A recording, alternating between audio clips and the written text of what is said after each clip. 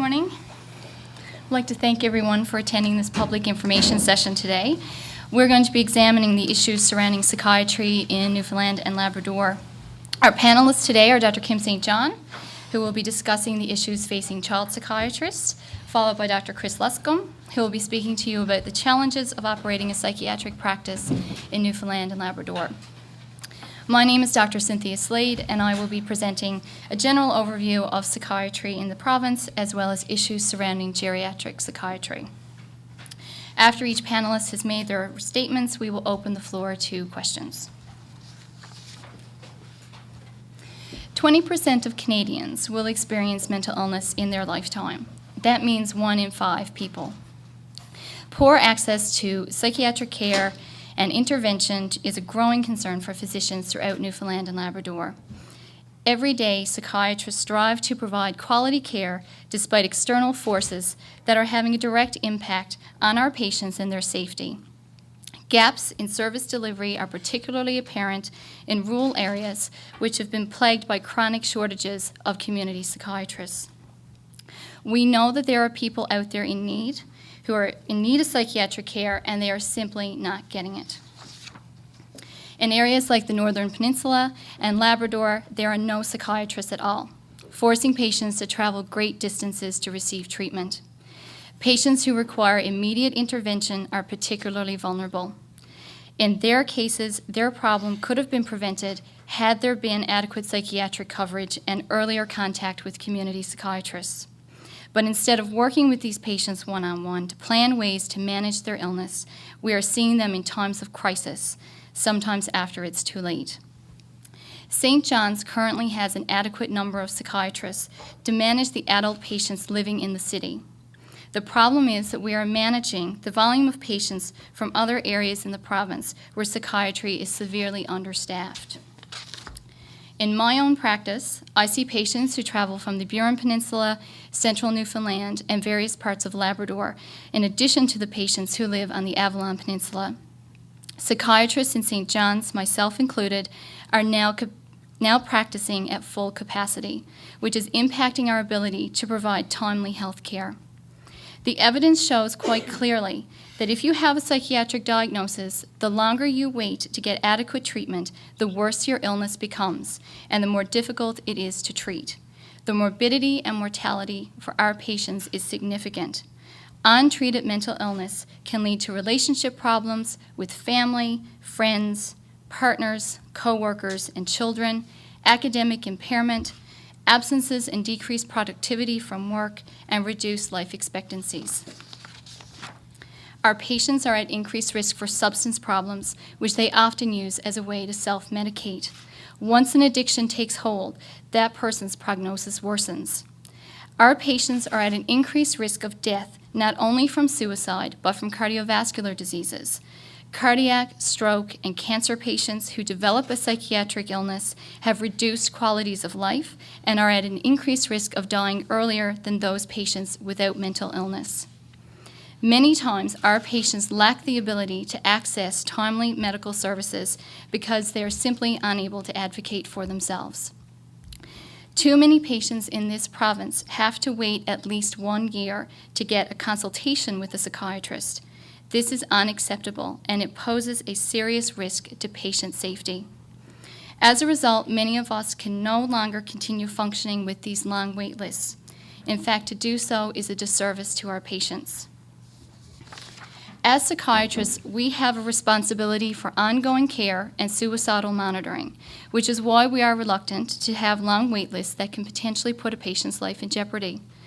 In an act of desperation, many patients turn to the emergency department because they recognize that it is the quickest way to get ahead of the queue. The psychiatry emergency department should be reserved for emergency psychiatric assessment, but the conundrum is that the ER is filled with patients who have waited too long and now have become emergencies. Our hospital inpatient units have in turn become overcrowded, and patients are often forced into holding beds while they are waiting for an available opening. By the time these people reach a psychiatrist, their lives have gone through so much devastation that it becomes much harder to help them reintegrate with their community. Their relationships fall apart, and unable to maintain employment, many are forced into social assistance programs. These kinds of situations can destroy a family. For seniors, the situation is particularly dire. These patients have very specific needs, and the critical shortage of geriatric psychiatrists have made getting access to these services increasingly difficult. Increased lifespan, coupled with a declining birth rate, has meant that seniors aged 65 and older now represent a large and growing proportion of our population. It is estimated that 20% of all seniors living in Canada are living with a mental illness. In Newfoundland and Labrador, we lament the loss of our young people to other provinces, but it is here that they will come back to and retire. We currently do not have enough psychiatrists dedicated to serving the needs of the seniors we have, let alone those increasing numbers that we will have to deal with in the future.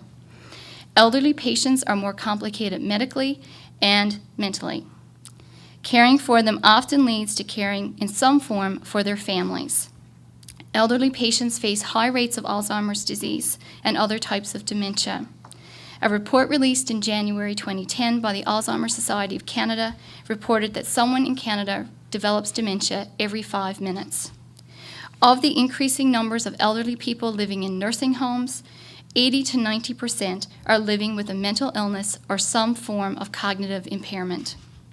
Our current system does not facilitate or support a practice solely dedicated to geriatric psychiatry.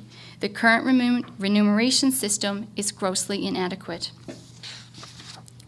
Newfoundland and Labrador is also lagging behind when it comes to comprehensive approaches to treating the developmentally delayed adult population, patients with addictions, and children. In fact, the shortage of child psychiatrists in this province has reached a level of crisis proportion, which Dr. St. John will soon elaborate on. Adding to the problem is the lack of psychologists, specialized social workers, and occupational therapists, all of the ingredients that make up a comprehensive program for treating mental illness. Psychiatrists end up fulfilling numerous roles for these patients, and many patients are without family doctors, and it's up to us to ensure that they receive adequate follow-up care.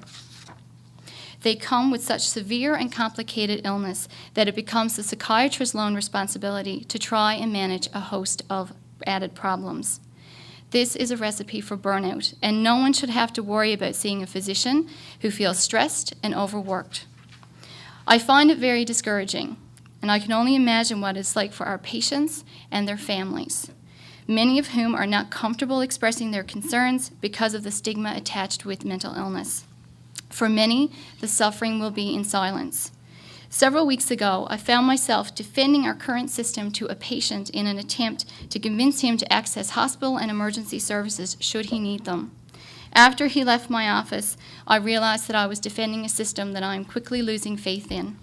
I can only imagine how he felt. I've had 2 mothers, each offer to give up their place in my practice so that I could provide care to their adult children. It is unacceptable when patients feel that they have to barter and sacrifice their own health care for their children's.